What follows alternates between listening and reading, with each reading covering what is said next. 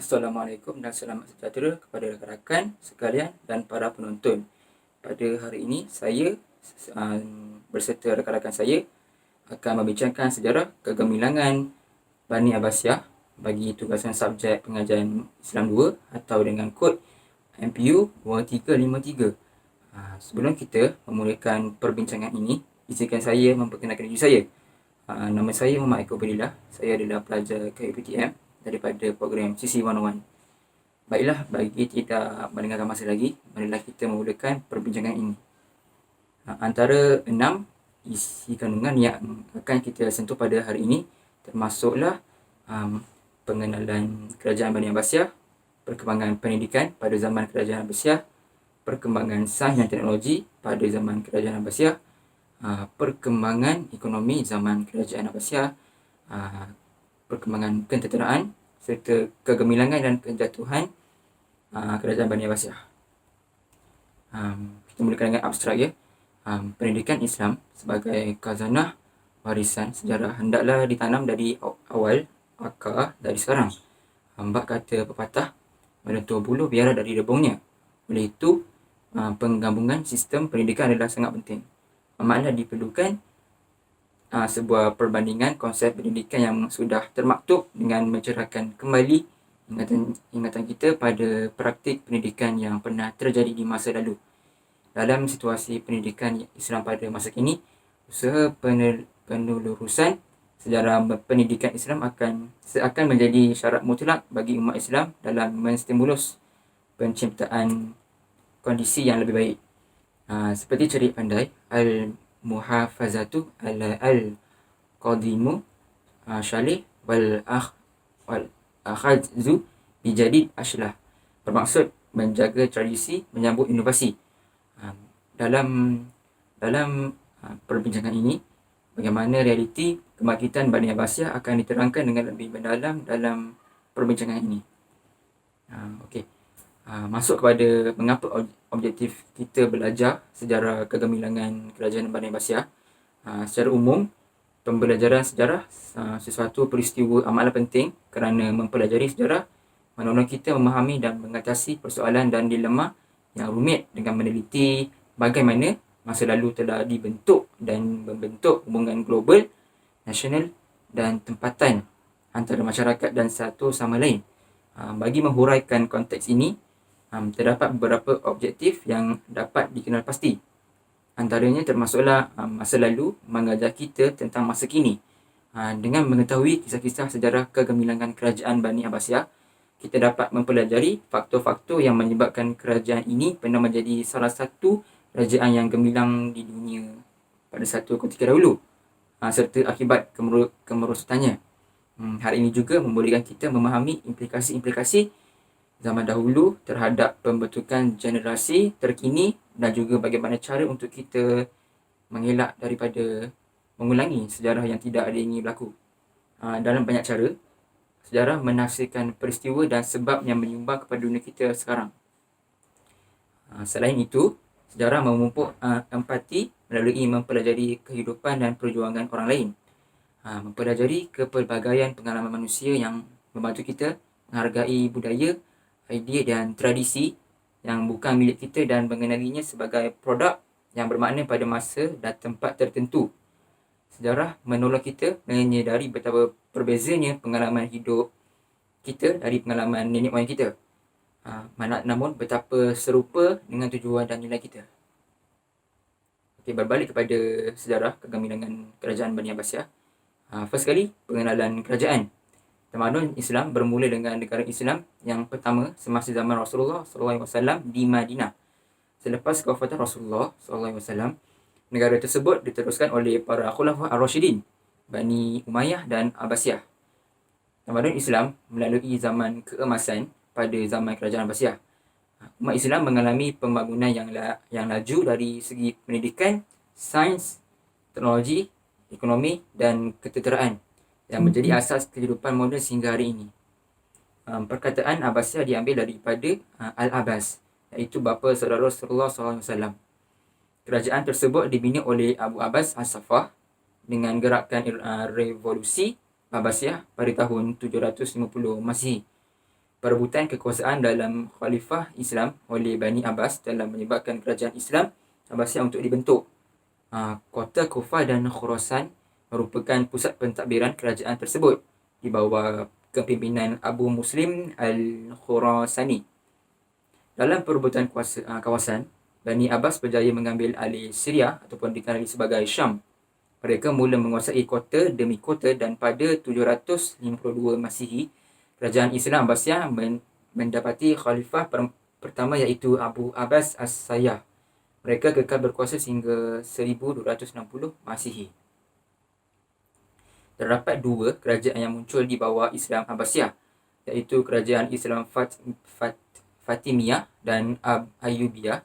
Kerajaan Islam Fatimiyah telah mendirikan sebuah tempat pendidikan yang terkenal iaitu Al-Azhar pada tahun 970 Masihi dan masih lagi digunakan sehingga kini.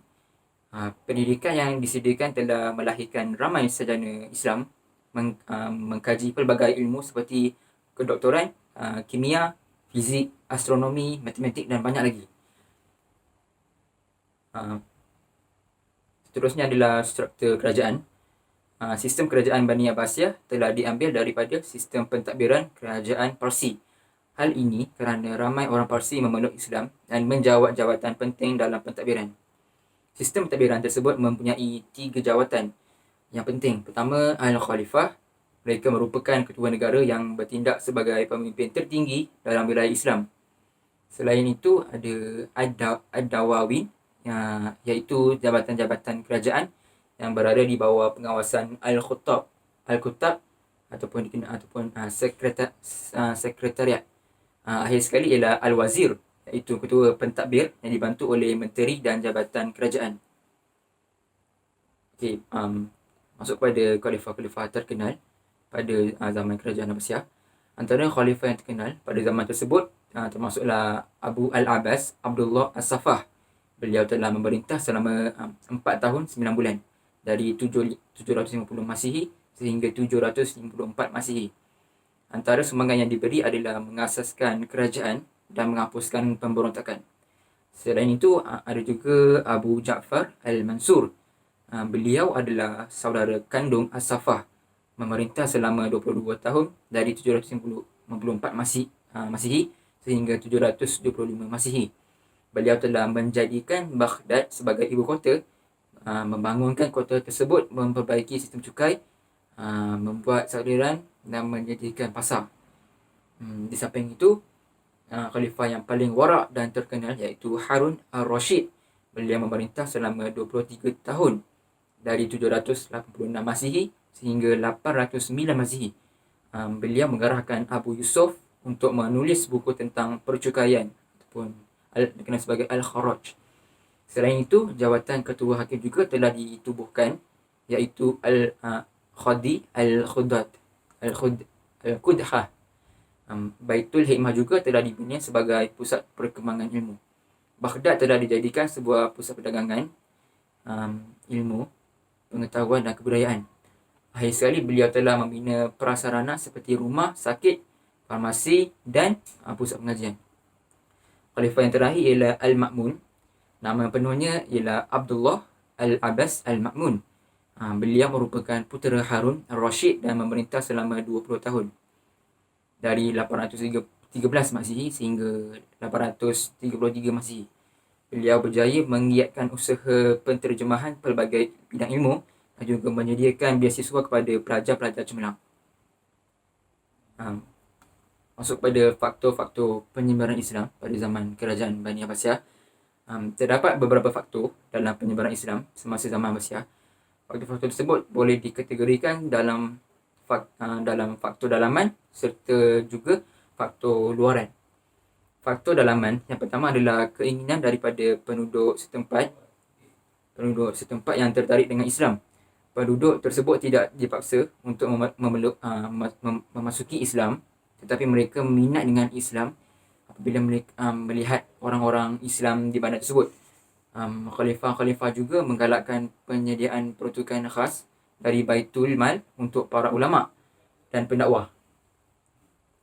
Hal ini menyebabkan ramai pendakwah untuk muncul di bandar tersebut. Dasar kerajaan Bani Abbasiyah juga menyamakan kedudukan bangsa Arab dan bukan Arab. Penduduk setempat telah dilayan adil dan tidak kira bangsa dan agama. Kedudukan Baghdad yang strategis juga menjadikan kota tersebut sebagai tumpuan dalam bidang keilmuan dan perdagangan antarabangsa. Bagi faktor luaran pula, pembukaan wilayah baharu telah menyebarkan Islam kepada pelbagai kawasan baharu. Penggunaan bahasa Arab juga telah menyebabkan orang ramai untuk memahami Al-Quran dan Al-Hadis dengan mudah. Hubungan diplomatik antara kerajaan Abbasiyah dengan negara luar juga telah mendedahkan Islam kepada orang di negara lain. Para pedagang Islam juga telah berdakwah menerusi aktiviti perdagangan mereka. Untuk kesan penyebaran Islam, termasuklah dari aspek akidah, penduduk setempat telah berubah daripada menyembah berhala ataupun api ataupun lembu kepada menyembah Allah yang Esa. Selain itu, masjid juga menjadi tempat ibadah dan pusat dakwah. Ulama juga telah memurnikan akidah Islamiah daripada falsafah Yunani kuno Al-Ghazali dengan kitabnya Tahafud Al-Falasifah. Untuk ilmu pengetahuan, pelbagai bidang ilmu telah dikuasai kerana Islam mewajibkan umatnya untuk mempelajari ilmu fardu ain dan juga fardu kifayah. Para sarana telah disediakan oleh kerajaan untuk mendorong mereka meneroka ilmu baharu. Dari segi kebudayaan, budaya asal mereka yang tidak bertentangan dengan Islam dibenarkan untuk diteruskan, untuk terus diamalkan. Islam juga yang diterima oleh pelbagai bangsa dan budaya telah membentuk budaya Islam yang unik seperti seni bina masjid. Bagi sistem kemasyarakatan, perhambaan dan penindasan telah dihapuskan oleh kerajaan Bani Abbasiyah. Islam telah mengadakan konsep keadilan sosial tanpa mengira bangsa atau warna kulit. Bukti kerajaan Abbasiyah mengamalkan dasar liberal dalam pemerintahannya. Antara bukti yang kerajaan Abbasiyah mengamalkan dasar liberal dalam pemerintahannya adalah mereka telah memberi peluang kepada orang bukan Arab untuk menjawat jawatan yang penting dalam negara tersebut. Yahya al-Barmaki yang merupakan seorang Parsi telah dilantik sebagai Perdana Menteri. Kerajaan Bani Abbasiyah juga telah mengadakan hubungan diplomatik dengan negara-negara luar dan penganut agama lain diberikan kebebasan untuk mengamalkan agama mereka dengan layanan yang baik. Sebagai contoh, kerajaan telah membina semula gereja yang telah dirobohkan. Seterusnya adalah semangat jihad umat Islam pada zaman kerajaan Abbasiyah. Skop jihad telah diperluaskan. Jihad bukan sahaja di medan perang juga, tapi juga dalam bidang ilmu, pengetahuan dan penerakaan bidang-bidang baharu. Umat Islam berjaya menaikkan tamadun Islam sehingga tahap yang lebih tinggi berbanding tamadun Rom dan Parsi. Sebagai bukti semangat jihad yang tinggi, umat Islam berjaya meluaskan empire Islam hingga melebihi 2/3 keluasan dunia, mengekalkan kerajaan Islam selama 13 kurun. Itu saja daripada untuk saya. Sekian, terima kasih. Assalamualaikum warahmatullahi wabarakatuh. Jadi, nama saya Muhammad Iman Hafiz bin Abdul Muttalib. Saya akan teruskan pembentangan pada sebentar tadi. Kali ini kita akan membincangkan tentang perkembangan pendidikan. Antara faktor pengembangan ilmu pengetahuan bagi kerajaan Bani Abbasiyah adalah usaha dan galakan para khalifah, aktiviti penterjemahan pelbagai bidang ilmu, kestabilan politik dan kewangan, dasar kerajaan yang memberi keutamaan kepada ilmu pengetahuan, kreativiti ulama, dan Islam juga menggalakkan umatnya supaya mengkaji. Hubungan diplomatik dengan negara-negara luar dan akhir sekali kedudukan Baghdad yang menjadi pusat keilmuan dan perdagangan antarabangsa. Dalam terdapat beberapa institusi pendidikan dalam kerajaan Bani Abbasiyah. Sebagai contoh, terdapat institusi masjid di mana masjid merupakan tempat ibadah yang juga dipenuhi dengan halaqah-halaqah ilmu. Sebagai contoh, terdapat Masjid Jami Al-Mansur yang terkenal sebagai pusat penyebaran ilmu. Selain itu, terdapat juga Istana Khalifah iaitu tempat ulama bermuzakarah dan menyampaikan ilmu. Di samping itu, kerajaan Bani Abbasiyah juga mempunyai perpustakaan Dan Baitul Hikmah merupakan perpustakaan yang terkenal sebagai pusat pertemuan sarjana, pusat penterjemahan, pusat sumber, pusat penyelidikan ilmiah dan juga pusat latihan. Terdapat juga perpustakaan-perpustakaan lain seperti Darul Hikmah di Kahirah, Mesir. Akhir sekali ada juga pusat pengajian di mana antara pusat pengajian yang terkenal adalah Madrasah An-Nizamiyah yang diadakan semasa 1065 Masihi. Pusat pengajian tersebut telah dibina oleh Nizam Al-Muluk, salah seorang menteri yang berketurunan Saljuk yang telah meninggal pada tahun 1092 Masihi. Terdapat pelbagai bidang ilmu pada zaman Bani Abbasiyah. Sebagai contoh, kita mempunyai ilmu berteraskan wahyu. Antara bidang ilmu tersebut adalah ilmu tafsir, di mana Yahya bin Ziyad, beliau merupakan penyusun ilmu tafsir yang pertama dalam kitabnya Ma'ani Al-Quran. Selain itu, terdapat juga tokoh Ibnu Jarir At-Tabari dengan kitabnya Tafsir At-Tabari. Selain itu, ada juga ilmu hadis.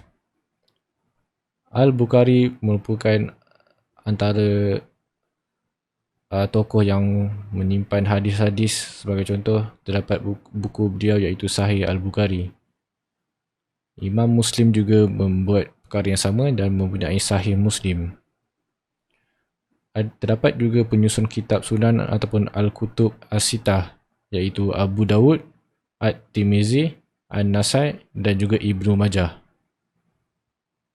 Terdapat juga ilmu fiqah dan ilmu tersebut telah disusun oleh Imam Abu Hanifah untuk mazhab Hanafi, Imam Ma'i untuk mazhab Maliki, Imam Asy-Syafi'i yang menyusun mazhab Asy-Syafi'i yang digunakan di Malaysia, dan juga akhir sekali Imam Ahmad bin Hanbal dengan mazhab Hanbali.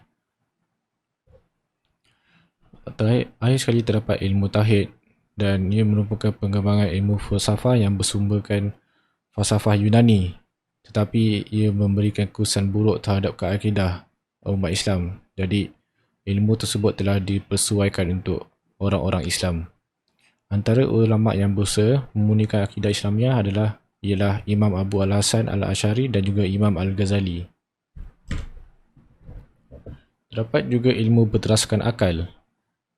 Sebagai contoh, ilmu matematik telah dipersohorkan oleh Muhammad bin Musa Al-Khawarizmi. Beliau telah mencipta pelbagai istilah dalam matematik seperti algebra dan sebagainya. Bagi ilmu lain iaitu ilmu falak, ia telah diperbaharui oleh Al-Batani. Selain itu, terdapat juga Jabir bin Hayyan yang telah fokus dalam ilmu kimia, Al-Hasan bin Al-Haytham yang telah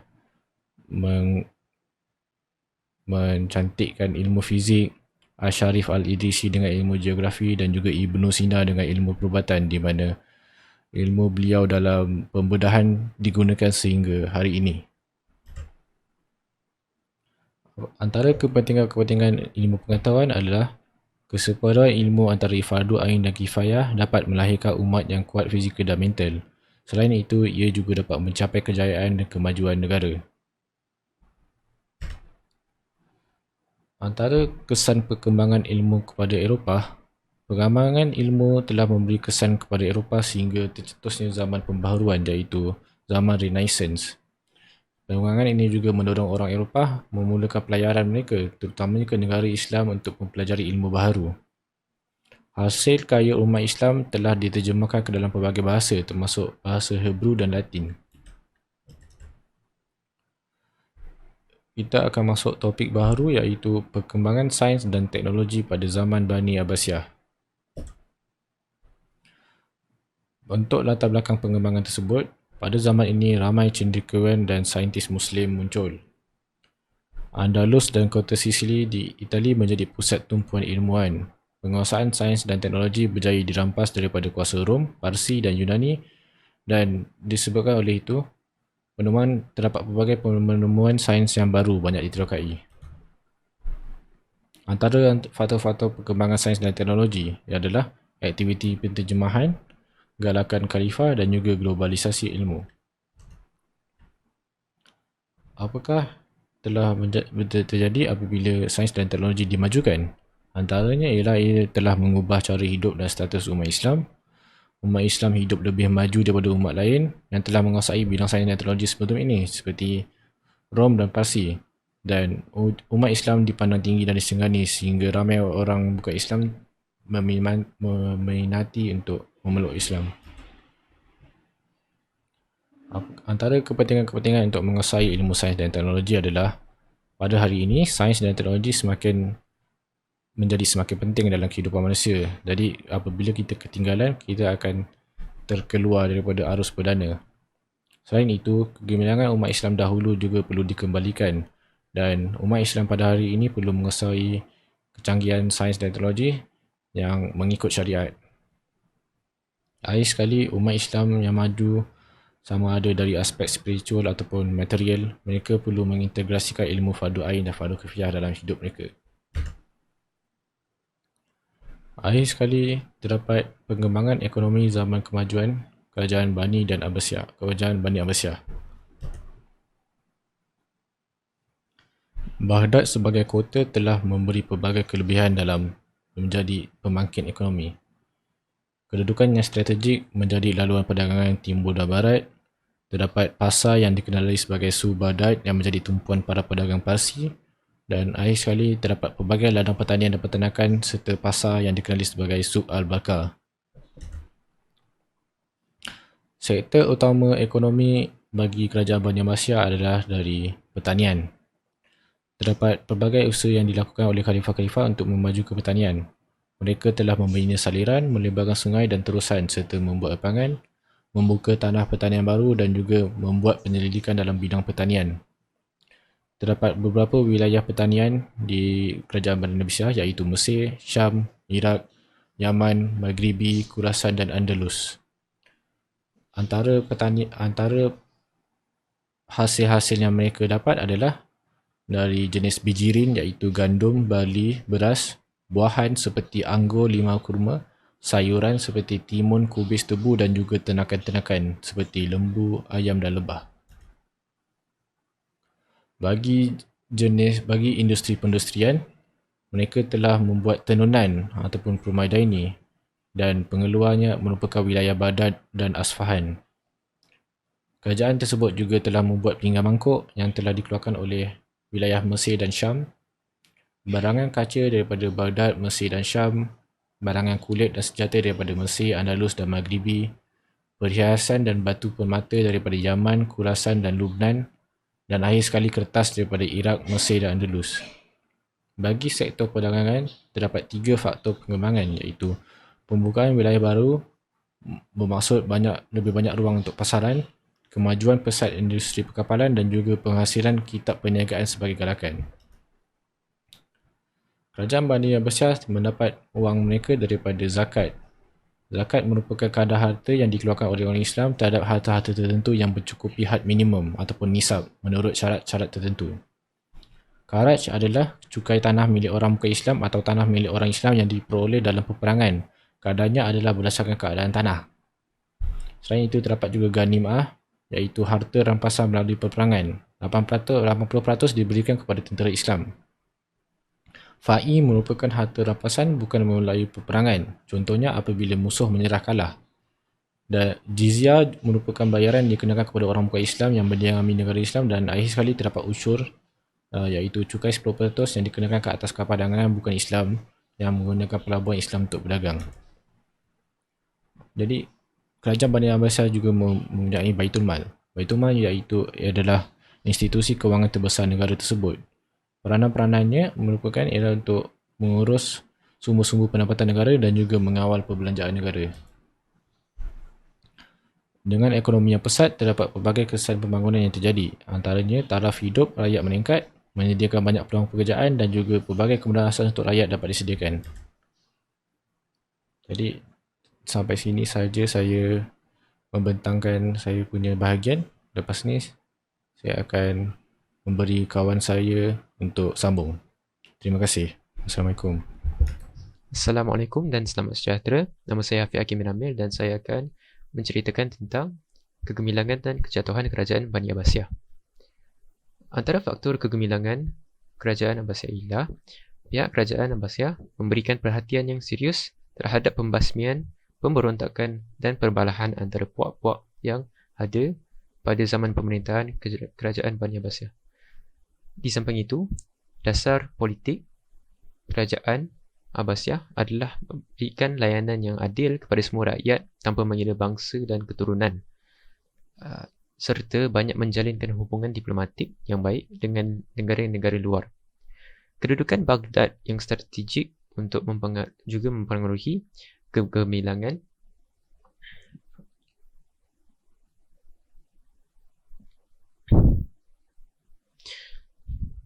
Assalamualaikum dan selamat sejahtera. Nama saya Afiq Hakim bin Amir dan saya akan menceritakan tentang kegemilangan dan kejatuhan kerajaan Bani Abbasiyah. Antara faktor kegemilangan kerajaan Abbasiyah adalah kestabilan politik. Pihak kerajaan Abbasiyah memberikan perhatian yang serius terhadap pembasmian, pemberontakan dan perbalahan antara puak-puak yang ada pada zaman pemerintahan kerajaan Abbasiyah. Di samping itu, dasar politik kerajaan Abbasiyah adalah memberikan layanan yang adil kepada semua rakyat tanpa mengira bangsa dan keturunan, serta banyak menjalinkan hubungan diplomatik yang baik dengan negara luar. Kedudukan Baghdad Selain itu, kedudukan Baghdad yang strategik juga mempengaruhi kegemilangan kerajaan zaman Abbasiyah. Hal ini demikian kerana kedudukan Baghdad berada di tengah-tengah laluan para pedagang dari timur dan barat. Bahkan ia juga merupakan pusat kegiatan pedagang dan pusat pertemuan para cendekiawan dari timur dan barat. Sebab itu, perpaduan antara kaum juga dititik beratkan dengan memberi layanan yang adil kepada semua bangsa seperti Turki, Parsi dan Arab. Dan mereka diberikan hak yang sama untuk menjawat jawatan dalam negara. Orang bukan Islam juga diberi layanan yang baik selagi mana mereka tidak mengkhianati kerajaan Islam dengan cara bebas mengamalkan ajaran masing-masing. Dan yang terakhir ialah penghayatan konsep kerja sebagai ibadah. Konsep ini mendorong para sarjana untuk mengkaji tentang muamalat menurut Islam, iaitu umat Islam terdorong secara aktif dalam bidang ekonomi hasil dari cetusan idea dan hukum hakam yang dihurai oleh para cendekiawan dalam konsep muamalat. Selain itu, antara faktor kemerosotan kerajaan Abbasiyah ialah kelemahan pemerintah kerajaan. Khalifah menyerahkan kuasa kepada pegawai Turki. Yang kedua ialah perpecahan wilayah dalam kekuasaan kerajaan. Politik dikuasai oleh Turki dan Parsi. Mereka mengambil peluang untuk membina kerajaan sendiri. Ketiga ialah perebutan kuasa. Memberi peluang kepada pegawai atau menteri Turki untuk menguatkan kedudukan. Yang keempat ialah kegawatan ekonomi. Negara tidak stabil mendorong pedagang ke tempat yang lebih selamat. Yang kelima ialah perselisihan aliran fahaman keagamaan, pemberontakan Khawarij dan Syiah. Dan yang terakhir ialah serangan dari luar. Serangan dari Georgia dan Armenia dan sebelah barat menghadapi tentera salib. Dan akhirnya serangan Mogul di bawah pimpinan Hulagu Khan pada 656 Hijrah ataupun 1258 Masihi. Pada kesimpulannya, iktibar dari sejarah kegemilangan kerajaan Abbasiyah ialah kemajuan yang dicapai hari ini adalah hasil dari sumbangan umat Islam pada kerajaan Abbasiyah. Orang-orang barat telah memindahkan penemuan umat Islam dalam pelbagai bidang ke negara mereka dan menterjemahkan ke dalam bahasa mereka. Umat Islam yang ketiga ialah umat Islam perlu mengembalikan semula kegemilangan Islam dengan belajar bersungguh-sungguh dan menjadi pakar dalam semua bidang. Selain daripada itu adalah iktibar dari sejarah kemerosotan kerajaan Abbasiyah. Umat Islam perlu bersatu padu untuk menyelamatkan negara dari ancaman musuh.